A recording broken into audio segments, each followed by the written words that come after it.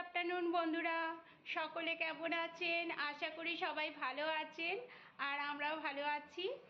আজকে হচ্ছে মঙ্গলবার আর 2 তারিখ। আজকে সকাল থেকে একটু বিজি, কারণ আজকে মিষ্টির বাবার জন্মদিন। রান্নাতে চলে এসেছি। একদিকে পায়েস হচ্ছে, পায়েসটা করছি, আর এইদিকে চিকেনটা বসিয়ে দেবো। চিকেনটা কালকেই দই দিয়ে মাখিয়ে রেখেছিলাম, কিন্তু বের করতে না ভুলে গেছি। তাড়াহুড়োতে মিষ্টি স্কুলে গেল, আর ওকে আলাদা চিকেন একটু রেখে দিয়েছিলাম ফ্রাই করে, সেটাই করে দিলাম।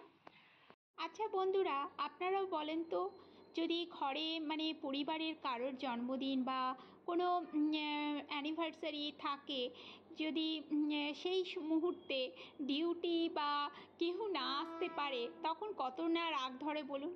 এটা কার কার ক্ষেত্রে হয় আপনারা জানাবেন।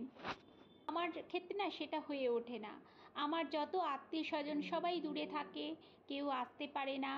আর নিজের লোকরা তো আসতেই পারে না, এত দূরে থাকে, হয়তো বছরে একবার আসতে পারে।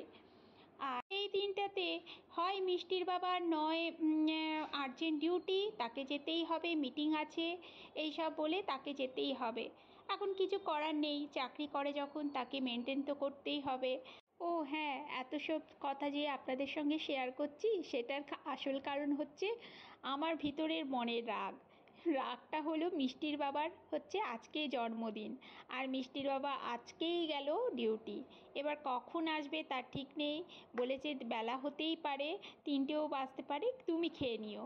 কিন্তু আমি যে এত চিকেন করলাম, পোলাও করলাম, এসব কি আমি মুখে আগে তুলতে পারি? যার জন্মদিন সেই যদি মুখে না তোলে, এটাই হচ্ছে মনে দুঃখের কথা।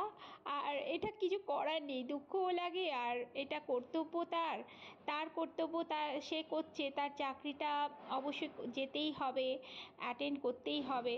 সকাল সকাল চিকেন অল্প একটু বানিয়ে মিষ্টিকে দিয়ে দিয়েছি। ওকে একটা বক্সে একটু চিকেন কারি আর রাইস বানিয়ে দিয়েছি।